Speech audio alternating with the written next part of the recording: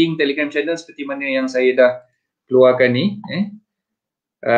https://palang-palang t.me palang Coach Isaac. Tu link dia. Boleh masuk dalam Telegram channel tersebut untuk mendapatkan saya punya warta kerajaan yang saya dah keluarkan dalam Telegram channel tersebut lah, insyaAllah. Okey, so bismillahirrahmanirrahim, kita mulakan perkongsian pada malam ni berkenaan dengan pengecualian stamp duty 2021. Okey, seperti mana yang saya dah war-warkan, banyak kali saya dah ceritakan dalam TV1 Selamat Pagi Malaysia, saya dah ceritakan dalam siaran live saya banyak kali lah. Saya rasa lebih daripada 3 kali kot saya keluarkan tentang pengecualian duty stamp ni. Dan juga saya dah buat posting, banyak posting saya dalam page Hartanah Anda ni menceritakan tentang pengecualian duty stamp 2021. Okey, so bila sesuatu perkara yang telah pun diumumkan oleh Menteri Kewangan, nak kuat-kuasakan perkara tersebut, dia perlu ada warta kerajaan. Okey, so bila Menteri Kewangan mengumumkan dalam Belanjawan 2021, way back in 2020 hari itulah, bulan 11 itu, masa YB Menteri Kewangan mengumumkan tentang pengecualian duty stamp di dalam Belanjawan 2021 tersebut, warta kerajaannya memang belum dikeluarkan lagi sehinggalah tengah hari tadi. Sehinggalah tengah hari tadi barulah warta kerajaan itu dikeluarkan. Okey, so selama beberapa bulan ni yang kita duk tunggu warta tu tak sampai-sampai, warta tu tak keluar-keluar lagi, kami para peguam khususnya lah menghadapi masalah untuk menjawab pertanyaan-pertanyaan yang diajukan oleh klien-klien dan juga oleh sahabat-sahabat pejuang-pejuang hartanah lah. Ramai yang tanya saya, Coach, bila nak keluar ni warta ni kan, bila nak kuat-kuasakan benda tu kan. Jadi alhamdulillah tengah hari tadi dah keluar dan saya pun dah war-warkan, saya dah panjang-panjangkan perkara tersebut, makluman tersebut di dalam page Hartanah Anda, dan insyaAllah malam ni kita akan kongsikan apa yang terkandung di dalam warta tersebut lah. Okay, dan saya dah pun copy warta kerajaan tersebut di dalam StreamYard saya ni. Okay, saya akan sharekan sekejap. Okay, boleh nampak tak? Harap-harapnya boleh nampak lah warta kerajaan. Yang ni yang kita panggil PUA 53. Okay, PUA 53. Boleh nampak ke? Ke nak buka besar terus? Buka besar terus lah, senang macam ni kan? Tak payah tengok muka saya pun tak apa. Muka saya tak penting, warta ni yang penting. Okey, digazetkan pada 10 Februari 2021. So dikenali juga sebagai PUA 53. Perintah Duty Stamp Pengecualian 2021. Okey, apa yang dah dinyatakan dalam warta kerajaan ni, yang paling utama sekali tuan-tuan dan puan kena faham, warta ni dikuatkuasakan, disifatkan telah berkuat kuasa pada 1 Januari 2021. Ni kat sini dia tulis. 1 Januari 2021. Okey. So maknanya kegusaran kita, setengah daripada kita gusar lah, takut warta ni keluarnya lambat. Jadi tarikh kuat kuasanya bila? Tarikh kuat kuasanya dia akan ikut pada tarikh 1 Januari 2021 seperti mana yang diumumkan oleh YB Menteri Kewangan. So jangan risaulah. Even though tuan-tuan perempuan dah sign perjanjian jual beli seawal 1 Januari 2021 hari itu, maknanya tuan-tuan perempuan dah boleh gunakan pengecualian duty stamp di bawah warta kerajaannya. Okey, itu yang paling mustahak, yang paling penting tuan-tuan perempuan kena faham. So maknanya even though hari ni 10 Februari 2021 baru warta ni keluar, tapi kuat kuasanya warta ni bermula daripada tarikh 1 Januari 2021. Okey. Alright. So apa yang dikecualikan sebenarnya? Okey. Menteri mengecualikan semua surat cara pindah milik bagi pembelian satu unit harta kediaman. Okey. So kena faham kat situ Yang boleh mendapat pengecualian kat sini adalah rumah kediaman sahaja. So kalau tuan-tuan puan nak beli aset lain, contoh nak beli tanah kosong, tanah kosong ke tanah pertanian ke tanah pembangunan ke tanah sawit ke, semua tu tak layak untuk mendapatkan pengecualian duty stamp. Okey, yang layak untuk mendapat pengecualian duty stamp adalah harta kediaman sahaja. Ni saya highlightkan kat sini. Okey, harta kediaman sahaja. Okey, yang bernilai tidak melebihi RM500,000. Okey, kalau tuan-tuan puan beli rumah kediaman berharga lebih daripada RM500,000, maka tuan-tuan puan tak layak. tak layak untuk mendapatkan pengecualian duty stamp ini. Okey, dan disempurnakan oleh seorang individu. Seorang individu. Individu kat sini maksud dia individu tu mestilah warga negara Malaysia. Warga negara Malaysia. So individu sahaja yang layak. Kalau tuan-tuan dan puan nak beli atas nama syarikat, tak kisahlah syarikat apa, senia berhad ke, tak layak juga untuk mendapatkan pengecualian duty stamp ni. Okey. Dan seterusnya, syarat dia mestilah perjanjian jual beli bagi pembelian harta kediaman disempurnakan pada atau selepas 1 Januari 2021 tetapi tidak lewat daripada 31 Disember 2025. So maknanya tempoh tu panjang, 5 tahun tuan-tuan dan puan. So jangan risau. Kalau tuan-tuan dan puan tak cukup lagi duit tahun ni nak beli rumah, tahun depan boleh lagi. Tahun 2022 boleh lagi. Tahun 2023 nanti boleh lagi. Sampailah ke 31 Disember 2025. So tak semestinya tuan-tuan dan puan kena beli dalam tahun ni lah. Tak semestinya. Okay, so next year boleh, the following year boleh. As long as dalam tempoh 1 Januari 2021 hinggalah 31 Disember 2025. Okey, tu yang apa ni berkenaan dengan tempoh dia kuat kuasanya tu bila. Okey, dan seterusnya, individu itu tidak pernah ni pun kena highlight kat sini. Tidak pernah memiliki apa-apa harta kediaman termasuk harta kediaman yang diperoleh secara pewarisan atau pemberian yang dipegang sama ada secara individu ataupun bersama. Maknanya kalau tuan-tuan puan dah pernah ada rumah sebelum ni, rumah tu tak kisahlah rumah ke tanah ke tak kisah, dia namanya harta, harta kediaman. Tanah kosong tak apalah, yang penting kat sini harta kediaman. So harta kediaman ni maknanya rumah lah. Okey, sebelum ni kita tak pernah lagi ada rumah kediaman, sebelum ni kita tak pernah beli rumah kediaman. Beli dan jual itu dah consider dah ada. Okey, kena faham kat situ. Maknanya kalau katalah sebelum ni tuan-tuan puan dah pernah ada rumah kediaman, tapi rumah kediaman tu dah dijual. Rumah kediaman tu dah dijual. Masih lagi dikategorikan sebagai tuan-tuan puan ni dah pernah memiliki. So tak layaklah.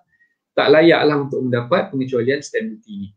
Okey. Dan kalau katalah tuan-tuan puan mendapat rumah kediaman tersebut secara perwarisan, maknanya harta pusaka lah. Harta pusaka, mungkin arwah mak ataupun arwah ayah kita ada tinggalkan harta pusaka tersebut kepada kita secara perwarisan. Maka kita pun dikonsiderkan sebagai tidak layak untuk mendapat pengecualian duty stamp. So kena faham kat situ. Yang pertama tadi saya dah sebut, paling penting sekali, paling mustahak tarikh kuat kuasanya 1 Januari 2021. Okey, lepas tu pindah milik, pengecualian ni untuk pindah milik bagi pembelian satu unit harta kediaman sahaja. Okey, harta kediaman maknanya rumah lah kat situ. Okey, yang bernilai tidak melebihi RM500,000. Okey, itu yang ketiga. Okey, disempurnakan oleh seorang individu. Yang keempat, bukan seorang sebuah syarikat. Okey, mestilah individu. Okey, dan perjanjian jual beli untuk membeli tanah tersebut mestilah ditantangani bermula 1 Januari 2021. 1 Januari 2021. Okey, ada yang tanya, okey, mungkin saya beli rumah pada tahun lepas, bulan Disember 2020. Tarikh tu kita letakkan dalam SPA pada bulan Januari 2021. Maknanya kita matikan stamp, kita tarikhkan perjanjian jual beli tu pada tahun 2021. Layak ke tidak untuk dapat pengecualian duty stamp ni? Jawapannya layak. As long as perjanjian jual beli yang tuan-tuan puan tandatangani tu walaupun dah tandatangani pada bulan Disember tapi belum ditarikhkan lagi, baru nak ditarikhkan tahun ni, bulan Januari hari tu, baru nak tarikhkan. Katalah kita letakkan tarikh 5 Januari 2021. Even though kita sign tu pada 30 Disember 2020, jawapannya tuan-tuan puan masih layak untuk mendapat pengecualian. Masih layak untuk mendapat pengecualian duty stamp tu. Okey, sebab ditarikhkan pada 1 Januari ke atas. 1 Januari 2021 ke atas.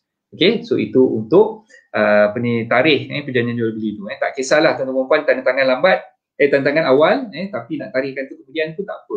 As long as kita letak tarikh dalam perjanjian jual beli tu selepas 1 Januari 2021. Okey, alright. Tidak pernah memiliki harta kediaman, okey, macam yang saya terangkan tadi, maknanya tak boleh ada harta kediaman selain daripada rumah yang pertama kali kita nak beli. Okey, even though yang dulu tu kita dapat harta kediaman, kita dah jual. Dah jual, consider macam kita dah ada juga harta kediaman sebelumnya. Okay, so kita dah tak layak untuk dapat pengecualian duty stamp. Alright.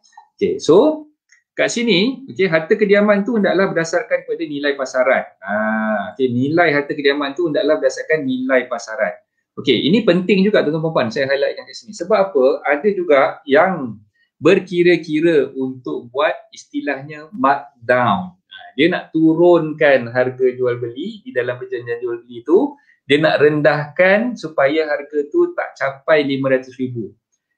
Okay, dia kau team lah dengan penjual, kau team lah dengan siapa-siapa sekalipun. Dia cakap, okay, penjual, saya sebenarnya nak dapatkan pengecualian duty stamp. Rumah yang you jual ni harganya 520,000. Okay, boleh tak kita letak dalam perjanjian jual beli tu harganya 499,000. Sebab saya nak dapatkan pengecualian duty stamp. Okay, berhati-hatilah tuan-tuan puan. Sebab apa? Okay, dia bukannya berdasarkan kepada jumlah ataupun harga yang kita letakkan di dalam perjanjian jual beli itu semata-mata. Okey, ada satu proses yang mana peguam akan buat, proses tu dipanggil adjudikasi ataupun adjudication. Adjudication proses ni mana peguam kena hantar serah dokumen kepada lembaga hasil dalam negeri untuk ditaksirkan. Untuk ditaksirkan. Malam ni pula orang nak main mercun ni, aduh, tak sabar-sabar nak raya lah dia orang ni. Sorry lah ada gangguan bunyi mercun apa semua tu. Abaikanlah dengar suara saya je. Okey, so maknanya kalau katalah tuan-tuan puan letakkan di dalam perjanjian jual beli, harga tu di markdown kan, tapi kena faham, end of the day sampai masa kita kena taksirkan ataupun nak kena adjudicate kan, dokumen tersebut di lembaga hasil dalam negeri, kita kena akur dengan keputusan penilaian yang dibuat oleh Jabatan Penilaian dan Perkhidmatan Harta ataupun JPPH. JPPH mungkin menilaikan hartanah tersebut lebih daripada harga yang diletakkan dalam perjanjian jual beli. Okey, sebagai contoh tadi kita dah minta kautim dengan vendor, dengan penjual nak letakkan harga di bawah harga 500,000, kita letaklah harga 499. Okey, sampai masa kita taksirkan, kita hantar ke Lembaga Hasil dan Negeri. Lembaga Hasil dan Negeri rujuk kepada JPPH, Jabatan Penilaian dan Perkhidmatan Harta. JPPH pula menilaikan hartanah tersebut berharga 520,000. Okey, dah dinilaikan harga 520,000. Maka secara automatiknya kita tak layak dah nak dapatkan pengecualian duty stamp tersebut. Sebab dia kata kat sini, bagi maksud subperenggan 1, nilai harta kediaman itu hendaklah berdasarkan nilai pasaran. So kena tengok nilai pasaran yang ditaksirkan oleh JPPH. Okey, so jangan main-main benda ni. Okey, jangan ingat kita lebih terror, kita lebih hebat daripada Lembaga Hasil dan Negeri. Itu adalah lembaga tuan-tuan puan. Lembaga, kena hati-hati dengan lembaga. Kita nak cong macam mana sekalipun, nak bodek dia ke, nak bedek ke, apa-apalah. Macam mana sekalipun, end of the day dia akan ikut nilai pasaran yang ditaksirkan oleh JPP juga. Okay, so kena faham dekat situ. So jangan marah saya kalau kata, coach, saya buat SPA, harga saya letak 499. Kan, harga 499 memang bawah 500,000. Tiba-tiba masuk taksiran, pergi adjudication JPPH keluarkan nilai pasaran hartanah tersebut 520,000 pula. Kan? So kenapa saya kena bayar juga stamp duty sedangkan SPA saya harganya 499? Okay, ini jawapan dia tuan-tuan. Ini jawapan dia sebab adanya nilai pasaran tu yang kita perlu kata apa, patuhilah nilai pasaran yang dikeluarkan oleh JPPH, bukan kita yang taksirkan sendiri. Okay, so kena faham kat situ. Okay, seterusnya, permohonan bagi pengecualian di bawah subperenggan 1 hendaklah disertakan dengan surat akuan berkanun di bawah Akta Akuan Berkanun 90 oleh individu yang disebut dalam perenggan 1 yang mengesahkan bahawa individu itu tidak pernah memiliki apa-apa harta kediaman termasuk suatu harta kediaman yang diperoleh secara pewarisan atau pemberian yang dipegang sama ada secara individu atau bersama. Okey, alright. Saya nak terangkan kat sini warta kerajaan ni keluar dulu tanpa adanya contoh ataupun sampel SD ataupun akuan berkanun tersebut. Okey, akuan berkanunnya masih lagi belum dikeluarkan oleh pihak Lembaga Hasil Dalam Negeri. Kita masih lagi menunggu. Jadi tuan-tuan puan kena sabar sekejap. Kalau tengok dekat website LSDN, masih lagi belum dikeluarkan surat akuan berkanun punya contoh tu. Jadi contoh surat akuan berkanun tu akan dikeluarkan kemudian. InsyaAllah dalam beberapa hari lagi lah. Saya dah tanya dengan kawan saya di Lembaga Hasil Dalam Negeri, masih lagi dalam proses untuk mereka mengeluarkan contoh SD tersebut, dan bila dah keluar tu nanti saya boleh sharekan kepada tuan-tuan puan, saya boleh sharekan di dalam page catatan nanti insyaAllah. Okay, so maknanya kita nak buat kata apa, permohonan untuk mendapatkan pengecualian negeri stamp ni, benda ni kita kena mohon pada lembaga hasil dalam negeri. Dia bukannya datang secara automatik, kita yang kena mohon. Dan bila kita nak mohon tu ada satu dokumen yang kita kena hantar serah semasa adjudikasi, dah sasyul lah kan. Semasa adjudikasi itu dibuat, kita kena hantar serah juga dokumen SD ataupun akuan berkanun. Dan akuan berkanun ni perlu kita nyatakan di situ yang kita ni adalah pembeli hak tanah kediaman yang pertama. Okay, so kita tak boleh main-main, tak boleh nak menipu. Kalau menipu, kantoi kat situ, kena denda. Jangan main-main, kena penalti nanti. So, tuan-tuan puan-puan, saya nak ingatkan di sini. Bila nak apply pengecualian, kena pastikan yang kita tidak menipu lembaga hasil dalam negeri. Ingat, yang tu lembaga. Jangan main-main, lembaga ni besar. Bukannya kecil-kecil anak. Dia bukannya baru 2-3 tahun beranak. Dia dah bertahun-tahun dah ada. Okay, jadi kalau nak menipu tu, berhati-hatilah. Jangan menipu. Pastikan kita memang belum pernah memiliki apa-apa harta kediaman, termasuk yang diterima melalui pewarisan ataupun kita sebagai joint ataupun co-owner. Kalau kita beli bersama isteri ataupun bersama mak ke, ada dua nama yang sangkut nama kita sekali pun tak boleh dapat pengecualian duty stamp juga. So kena faham kat situ. Okay. Dalam perenggan ini, harta kediaman artinya suatu rumah, suatu unit kondominium, suatu pangsapuri atau suatu rumah pangsa yang dibeli atau diperoleh semata-mata untuk digunakan sebagai rumah kediaman. Okey, kena faham kat sini. So maknanya pembelian rumah kediaman. Rumah kediaman tu pula termasuklah kondominium, pangsapuri, rumah pangsa. Dan tujuan membeli rumah kediaman tu adalah untuk rumah kediaman lah. Bukan untuk tujuan nak berniaga ke apa ke. Jadi kalau katalah kita beli lot komersial, kita beli tanah kosong, semua tu tak layak. Dan saya pun dah check tadi dengan kawan saya, cuma nak tunggu SD je. Tunggu akuan berkanun punya sampel saja tadi. So kawan saya pun dah beritahu berkemungkinan besar rumah kediaman ni tak termasuk. Tak termasuk Soho, Sofo, semua tu tak termasuk. Maknanya kalau katalah kita beli dia panggil service apartment, service apartment itu tak termasuk sebagai rumah kediaman. Definisi itu tak diletakkan di dalam warta kerajaan tersebut. Okey, jadi kena pastikan pembelian tu adalah untuk rumah kediaman semata-mata. Tak kisahlah teres ke, semi-D ke, banglo ke, as long as rumah tu rumah kediaman yang ditakrifkan di dalam warta kerajaan ni dan ianya tidak termasuk semua benda-benda yang berkenaan dengan dipanggil commercial property ataupun lot commercial. Lot commercial termasuklah service apartment. Sebab apa yang dimaklumkan oleh kawan saya tadi, rasa-rasanya SD tu nanti akan memperincikan takrifan apa tu rumah kediaman akan diperincikan dalam akuan berkanun tersebut. Okey, right. Seterusnya individu. Okey, individu artinya seorang pembeli suatu harta kediaman yang merupakan seorang warga negara Malaysia. Jadi kalau dia bukan warga negara, dia tak layak untuk mendapatkan pengecualian. Atau pembeli bersama suatu harta kediaman yang merupakan warga negara Malaysia. Okay, so mesti warga negara Malaysia lah, individu warga negara Malaysia. Okay, so kalau bukan warga negara Malaysia, dia tak layak untuk mendapatkan pengecualian. Okay, alright. So kita dah habis cerita pasal PUA 53 untuk pengecualian stamp duty bagi surat cara pindah milik. Okay, surat cara pindah milik. Okay, saya keluarkan kejap muka saya kat sini. Okay, boleh nampak Okay, untuk pengecualian surat cara pindah milik. Okay, so kejap lagi saya akan kongsikan pula PUA 54 untuk pengecualian duty stamp bagi surat cara pinjaman pula. Okay, setakat ni tuan-tuan puan boleh follow tak apa yang saya tekankan tadi? Aduh, pening kepala saya lah. Bunyi muncul ni. Tak sabar-sabar nak raya, belum raya lagi dah main muncul. Hai, kau ajar tu lah diorang. Hai Mas, apa khabar Mas? Waalaikumsalam. Bagi kerajaan negeri Pahang ada katanya nak naikkan 500%. Apa resultnya? Kerajaan negeri Pahang 500% ni untuk bayaran pindah milik. Bayaran pindah milik, pendaftaran pindah milik di pejabat tanah. Dia tak ada kena mengena dengan stamp duty. Dia naikkan tu berdasarkan kepada undang-undang kerajaan negeri lah. Untuk negeri Pahang tu dia ada undang-undang kerajaan negeri, setiap negeri pun ada untuk bayaran pendaftaran dokumen pindah milik tu tertakluk kepada negeri masing-masing. Jadi unfortunately di negeri Pahang memang dia baru naikkan dan berdasarkan kepada apa yang dah umumkan oleh Kerajaan Negeri Pahang baru-baru ni, memang bayaran tu dia berbeza sangat-sangat lah daripada apa yang dah diguna pakai sebelum-sebelum ni. Okay, jadi untuk rakyat Negeri Pahang, saya bersimpati dengan masalah ni, dan saya percaya ramai sahabat-sahabat peguam yang beramal di Pahang ada menyampaikan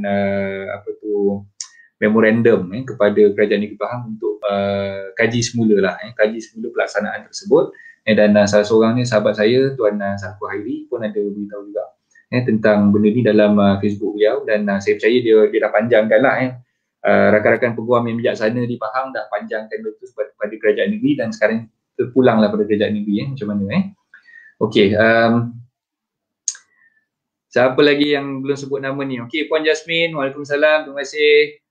Faiz Saleh, waalaikumsalam. Okey, Tila, Aslinda, terima kasih banyak-banyak yang dah join Okey, so siapa-siapa yang masih tak jelas lagi tentang PUA 53 boleh tanyakan soalan di ruangan komen sekarang. Okey, jelas tak apa yang saya terangkan tadi? Dengan, minta maaf lah, dengan kacau bilaunya, bunyi mercun dan sebagainya tu, setakat mana yang saya dah terangkan tu, tuan-tuan perempuan boleh faham tak? Untuk PUA 53 sebelum kita berpindah kepada PUA 54 pula.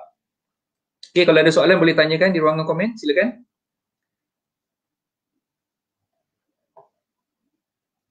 Silakan tuan-tuan perempuan, kalau ada soalan boleh tanyakan di ruangan komen.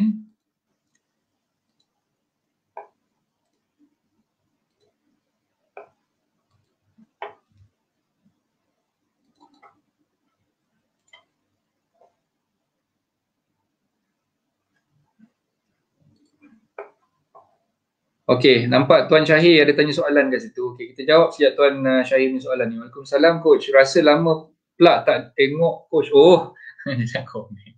Ingat kan tanya soalan tadi? Rasa lama tak tengok. Itulah dah seminggu dah Tuan Syahir. Saya takut dah share live. Ada kesibukan sikit lah Tuan Syahir. Sibuk menuntut ilmu, sibuk dengan kerja-kerja hakiki saya sebagai seorang peguam. Itu yang tak berkesempatan. Minta maaf banyak-banyak lah kalau tuan-tuan ada menunggu saya. Saya dah beritahu dah, last live saya hari tu saya dah beritahu dah. Dalam beberapa hari ni saya akan missing in action, ada MIA sekejap. Itu yang saya tak udara secara live ni. Abang Ali, apa khabar Abang Ali? Alhamdulillah, jelas coach. Okay, terima kasih Abang Ali. Okay, so sekarang kita teruskan dengan perkongsian berkenaan dengan Warta Kerajaan PUA 54 pula. Okay, PUA 54 ini khusus untuk pengecualian dokumen surat cara pinjaman, pinjaman dengan pihak bank, pinjaman dengan badan-badan berkanun dan sebagainya. Okey, so sekarang saya akan kongsikan PUA 54. Okey, so perintah ini boleh dinamakan perintah duty stamp pengecualian nombor 2 2021. Tadi itu nombor 1 2021, ni nombor 2 Okey, perintah ini disepakatkan telah mula berkuasa pada 1 Januari 2021. Okay, sama juga macam PUA 53 tadi, tarikh kuasanya pada 1 Januari 2021. Even though dia baru keluar hari ni. Even though dia baru keluar pada tarikh 10 Februari, tapi dia dah berkuat kuasa seawal 1 Januari 2021. Jadi dia panggil retrospective effect lah. Okay, pengecualian. Menteri mengecualikan daripada duty stamp mana-mana perjanjian pinjaman. Okay, tengok perjanjian pinjaman untuk membiayai pembelian satu unit harta kediaman sahaja yang bernilai tidak melebihi RM500,000. Okay, so maknanya tangga ataupun limit dia tu up to RM500,000. RM500,000 dan ke bawah. Maknanya kalau kita beli rumah berharga RM500,000 dan ke bawah, kita dah dapat pengecualian dua kali lah kat sini. Satu, pengecualian untuk dokumen pindah milik, MOT. Okay, untuk yang PUA 53 tadi. Okay, yang kedua, PUA 54 ni pula dia mengecualikan stamp duty untuk loan agreement. Untuk loan agreement ataupun perjanjian pinjaman. Okay, so kena faham kat sini dia punya limit RM500,000 dan ke bawah. Okay, pembelian rumah yang pertama juga oleh seorang individu warga negara Malaysia, okay, yang mana dia terhad untuk pembeli rumah pertama sahaja. Okay, pembeli rumah yang pertama sahaja. Okay, so dia punya syarat-syarat tambahan dekat situ disempurnakan antara seorang individu dan dalam perjanjian jual beli dengan so maknanya pinjaman tu mestilah dengan suatu bank berlesen di bawah Akta Perkhidmatan Kewangan 2013. Okay, so dia mesti bank yang berlesen. Dia tak boleh kita buat pinjaman dengan Along, tak boleh kita buat pinjaman dengan CT, tak boleh kita buat pinjaman dengan sesiapa saja pun. So macam pinjam Along ni ada kena stamping ke sini, tak stamping pun kan. Tak tahulah, saya tak pernah pinjam Along. Kalau tu pun ada experience tengok dulu perjanjian dengan Along tu dia buat matikan stamp ke tidak kan. Setahu saya tak matikan stamp pun kan. Paling-paling kuat pun dia kalau ni kita yang mati lah tak bayar. Dia tak matikan stamp, kita yang mati kalau tak bayar kan. Itu je lah kan. So jangan pinjam dengan Along. Pinjamlah dengan bank. Okay. So bank berlesen. Okay. Mesti bank yang berlesen di bawah Akta Perkhidmatan Kewangan. Okay. Ataupun suatu bank Islam berlesen. Okay. Bank Islam berlesen di bawah dia akta dia berbeza. Akta Perkhidmatan Kewangan Islam. Tadi tu akta perkhidmatan kewangan. Okay. So dia berbeza kat situ. Okay, lepas tu institusi kewangan pembangunan. Okay, so ni contoh macam apa bank pembangunan kot agaknya lah suatu penanggung insurans. Ada juga syarikat insurans yang memberi pinjaman pinjaman perumahan. Contoh yang saya tahu AIA ada bagi pinjaman perumahan so pun boleh dapat pengecualian Suatu pengendali takaful berlesen. Syarikat takaful pun kadang-kadang ada memberi pinjaman pinjaman perumahan. Okey. Suatu koperasi, okey, pinjam dengan koperasi pun boleh layak untuk mendapatkan pengecualian. Okey. Mana-mana majikan yang menyediakan suatu skim pinjaman perumahan pekerja. Okey, so kalau katalah tuan perempuan mungkin kerja dengan PNB sebagai contoh ataupun kerja dengan Petronas sebagai contoh so ada buat pinjaman dengan majikan so pinjaman perumahan tersebut pun dikecualikan daripada duty stamp. Okey. Borneo Housing Mortgage Finance lah, Mutiara Mortgage Credit ni pun sebenarnya saya tak pernah dengar ni, baru first time tengok. Saya pun tak tahu benda tu kan. Okay, pengecualian duty stamp di bawah Sub Perenggan 1 adalah hanya terpakai sekiranya perjanjian jual beli bagi pembelian harta kediaman itu disempurnakan pada atau selepas 1 Januari 2021 tetapi tidak lewat daripada 31 Disember 2025. Sama juga macam tadi PUA 53 bermula daripada Januari tahun ni sampailah 31 Disember 2025. So ada 5 tahun tu tuan-tuan. Jangan risau kalau tak sempat nak buat pinjaman nak beli rumah tahun ni, beli tahun depan pun tak apa, nak buat pinjaman tahun depan pun tak apa. As long as perjanjian jual beli tu kita tandatangani, tarikhnya mestilah 1 Januari onwards. 1 Januari onwards. Okay. Right. Individu itu tidak pernah memiliki apa-apa harta kediaman termasuk harta kediaman yang diperoleh secara pewarisan atau pembiayaan. Sama je lah. Sama macam PUA 53 tadi. Maknanya ini adalah tanah atau rumah kediaman yang pertama yang tuan-tuan beli. Okay. Dan permohonan bagi pengecualian duty stamp hendaklah disertakan dengan surat akuan berkanun. Okay, dia pun ada SD dia, ada SD, statutory declaration dia, ada akuan berkanun yang tertentu yang perlu dipakai untuk memohon kepada pihak lembaga hasil dalam negeri. Yang mana akuan berkanun tu macam yang saya ceritakan tadi masih lagi belum dikeluarkan oleh pihak lembaga hasil dalam negeri. Tunggulah beberapa hari lagi insya-Allah akan dikeluarkan. Right? Okay, dalam perenggan ni harta kediaman artinya suatu rumah, unit kondominium, bla-bla-bla. Okay, sama macam tadi juga. Dan individu tu artinya seorang pembeli, individu warga negara Malaysia. So syarikat pun tak boleh dapat pengecualian. Hanya individu warga negara Malaysia sahaja. Kalau individu warga negara Pakistan ke, warga negara Bangladesh ke, warga negara Singapura ke, minta maaf banyak-banyak, tak layak lah. Yang layak hanya warga negara Malaysia sahaja. Okay. So itu summarization untuk warta kerajaan PUA 54. Okay, so ada apa-apa pertanyaan tak berkenaan dengan ni? Okay, saya nak highlightkan sikit tentang PUA 54 ni, tuan-tuan daripada takrifan ni, ni penting tuan-tuan puan kena faham ni. Duty stamp mana-mana perjanjian pinjaman untuk membiayai pembelian pembelian satu unit harta kediaman sahaja yang bernilai tidak melebihi 500,000 yang disempurnakan antara seorang individu yang dinamakan dalam perjanjian jual beli. Okay. So maknanya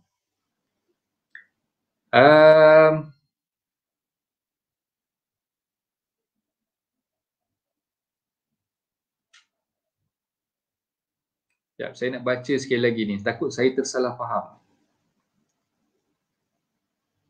Sub Perenggan 1. Sub Perenggan 1. Okey. Alright.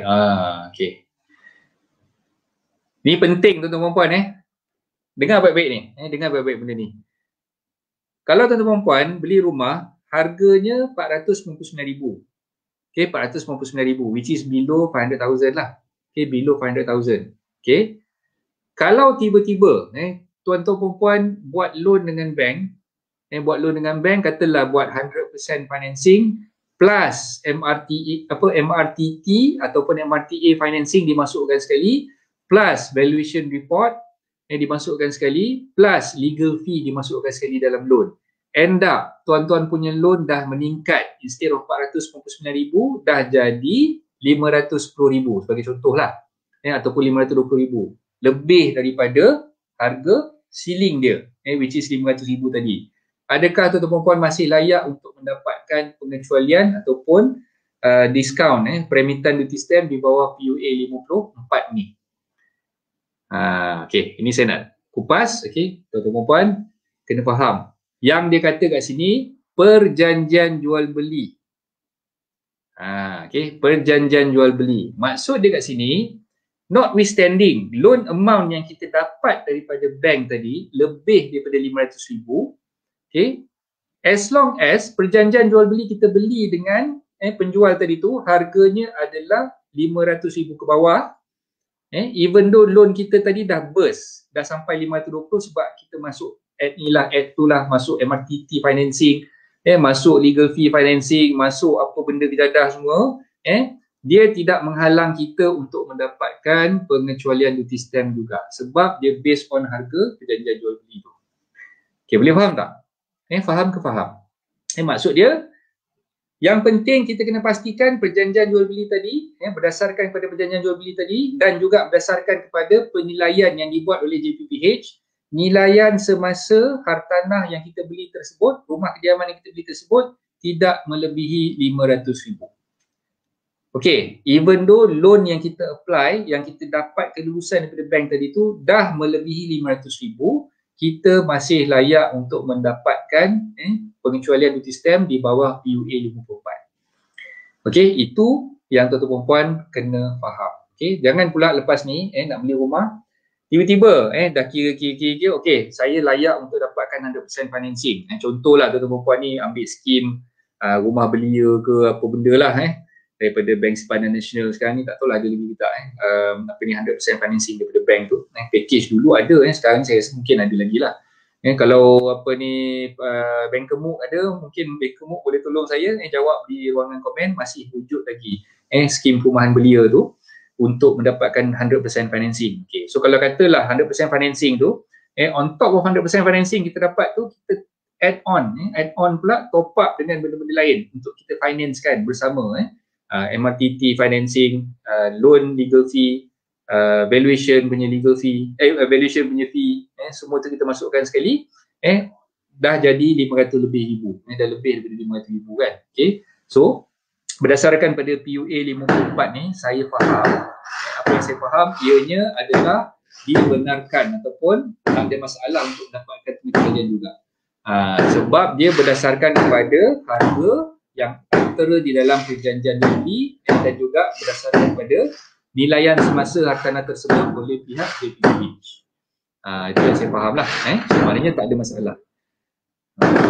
Aduh, dia bunyi lagi. Aduh, geram betul lah saya. Okay, so itu yang saya faham lah daripada apa yang dinyatakan di dalam PUA 54 ni lah. So tidak ada apa-apa masalah untuk tuan-puan mendapatkan peremitan ataupun pengecualian duty stamp daripada pihak lembaga hasil dan negeri. Okay, sebab dia berdasarkan pada perjanjian negeri. Okay, alright, so tengok balik muka saya. Okay, penat bercakap ni sebenarnya. Okey, Puan Haliza, ni orang LSDN ada malam ni. InsyaAllah Puan Haliza kalau tak betul, tolong betulkan saya pasal PUA 54 tadi tu. Ustaz Nazri pun ada. Waalaikumsalam Ustaz. Apa khabar? Okey, Puan Syadiah, okey ada tambahan maklumat. Kes terpencil dan jarang berlaku tapi pernah terjadi. A beli setengah bahagian rumah dari B, ada SLP dan harga memenuhi syarat. Kes begini juga tak layak untuk pengecualian. Oh, ya ke? Oh, Puan Syadiah ni saya rasa komentar Puan Syadiah ni yang dalam YouTube channel saya ke? Kalau betul tolong sahkan Puan Syadiah. Terima kasih Puan Syadiah, saya mengalu-alukan Puan Syadiah. Dan saya dari stamp, betul lah, stamp office Seremban. Terima kasih Puan Syadiah.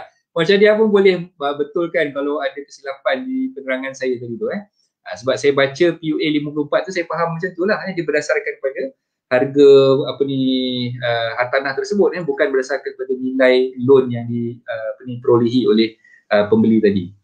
Okay, so kita keluarkan kejap Puan Syadiah punya tambahan maklumat ni. Okay, kes terpencil dan jarang berlaku tapi pernah terjadi. A beli setengah bahagian rumah dari B, ada SNP dan harga memenuhi syarat. Kes begini juga tak layak untuk pengecualian. Okay. So itu yang kena faham lah kat situ. So maknanya end of the day, kata final say, kata akhir itu adalah daripada pihak JPPH berdasarkan penilaian yang dibuat oleh Jabatan Penilaian dan Perkhidmatan Harta. Even though tuan-tuan perempuan cuba nak markdown, nak siphonkan harga sebenar, nak letakkan dalam SPA tu harga yang tipu-tipu. Jangan main-main tuan-tuan perempuan, sampai masa lembaga hasil check dengan JPPH, buat valuation, dapat daripada JPPH, tengok nilaian tu lebih daripada RM500,000. Kena juga stamp duty. So tak dapat pengecualian juga. Minta maaf banyak-banyak. Bukan raya pun kena minta maaf juga. So jangan main-main, benda tu kita tak boleh nak cong lah pihak lembaga hasil dan media. Puan Syadiah ada ni, mata-mata kita ada kat sini. Puan Haliza pun ada, kawan saya, sahabat saya malam ni. Okey, Tuan Ridwan. Terima kasih Tuan Ridwan. Oh, sabarlah Tuan Ridwan. Banyak close ni saya tengok. Oh, tadi saya isap sigar lagi. Bukan main lagi dengan Tuan Firdaus kita. Okey, area satu kawan ni rata-rata harga orang jual 430k sampai 490k. Okey, semua owner jual tapi bank value saya check 510k. So kenalah juga bayar stamp duty, bukan markdown tapi memang owner jual bawah 500k. Betul Tuan Ridwan, sebab dia bergantung pada penilaian yang dikeluarkan oleh JPPH. Sedap-sedap nama malam ni. Ikut penilaian yang dikeluarkan oleh JPPH, bukannya ikut harga yang diletakkan dalam SPA semata-mata. Even though kita letak dalam SPA harga cantiknya, below market value 430,000, below market value 490,000. Check JPPH nilaikan 510,000. So kena follow JPPH punya final valuation. Kena follow abang JPPH kita. So tak boleh suka-suka kita nak menidakkan. Kuasa veto di tangan JPPH dan kuasa veto untuk mengenakan cukai, nak mengenakan stamp duty di tangan lembaga hasil dalam negeri. Ingat, lembaga jangan main-main. Okay, Puan Syadiah ada kat sini, Puan Haliza pun ada kat sini malam ni. Okay. Putri ada tanya ni, saya sorry baru join. Oh tak apa Putri. So pengecualian ni terpakai untuk transaksi jualan antara pemaju dan pasaran sekunder je. Yes, dua-dua sekali dikecualikan. Dua-dua sekali dikecualikan, nak beli di pasaran sekunder boleh, di pasaran prime pun boleh. Subsale boleh, subsale boleh dan juga dengan developer pun boleh, tak ada masalah. Okay, so dia terpakai untuk dua-dua sekali. Okay, Tuan Mahat ada tanya ni, jadi coach macam saya ni, tadi baru pergi ke LTPSA, hantar dokumen untuk mohon pembiayaan pinjaman, SPA 300 plus. Saya hanya bayar yuran guaman je lah kan, ikut warta government. Duty stamp pinjaman anggaran berapa coach? Kiranya saya kena buat akuan berkanun jugalah. Okay. Tuan Mahat, bila buat loan dengan LTPSA, loan LTPSA memang dia dah ada warta untuk pengecualian. Dia maknanya even though Tuan Mahat beli pada tahun 2021 ni, sejak sebelum ni lagi memang loan LTPSA itu dikecualikan daripada duty stamp. Okay, dia ada warta sebelum ni lah. Saya tak ingat warta apa. Ada warta sebelum ni yang mengecualikan duty stamp untuk dokumen surat cara pinjaman dengan pihak lembaga pembiayaan perumahan sektor awam. Okay, jadi Tuan Mahat tak ada masalah sebenarnya untuk dapatkan pengecualian duty stamp tu. Okay, so nak pakai isu nak buat akuan berkanun apa semua ni, Tuan Mahat jangan risau, nanti lawyer yang uruskan. Lawyer yang buat urusan pinjaman dengan LTPSA tu dia yang akan sediakan warta tu. Yang mana Tuan Mahat beli rumah dengan pemaju tadi pun, biasanya pemaju tu dia akan sediakan dokumen. Lawyer bagi pihak pemaju tu akan sediakan dokumen untuk MOT dan nak dapatkan pengecualian dengan lembaga hasil dan negeri tu, SD ataupun akuan berkanun tu akan disediakan oleh pihak peguam lah. Bukan kita yang isi sendiri, yang kena buat sendiri benda tu lah. Semua tu tanggungjawab peguam. Pastikan peguam tu mohon melalui warta yang ada yang betul lah. Jangan dia silap warta pula, nanti dia buat SD salah kan, malu pula kan. Cakap dengan dia berhentilah je lawyer, tak payah lawyer lah. Okay, Puan Syadiah kata ya. Okay, terima kasih Puan Syadiah.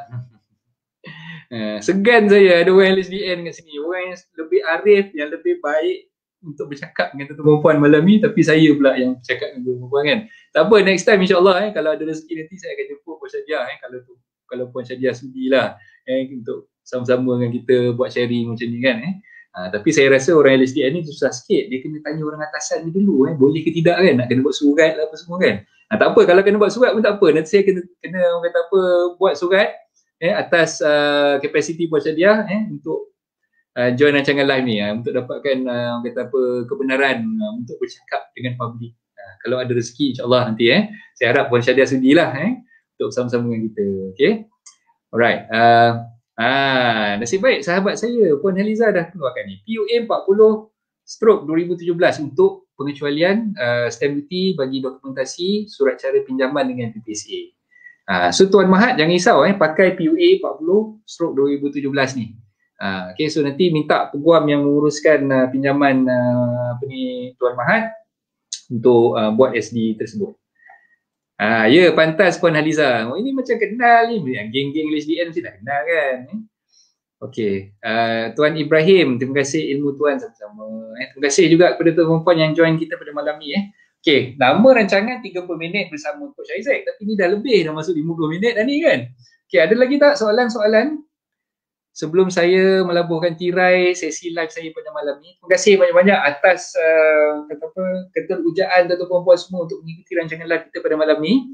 Terima kasih banyak-banyak kepada Puan Syadiah, kepada Puan Haliza, sahabat-sahabat yang kata apa, bertanyakan soalan, yang berkongsi maklumat, semua tu saya sangat-sangat kata apa, menghargai tuan-tuan punya sumbangan. Sama-sama kita sharing, buat perkongsian, sama-sama kita educate the public supaya mereka tahu dan mereka faham tentang undang, terutamanya berkenaan dengan stamp duty ni.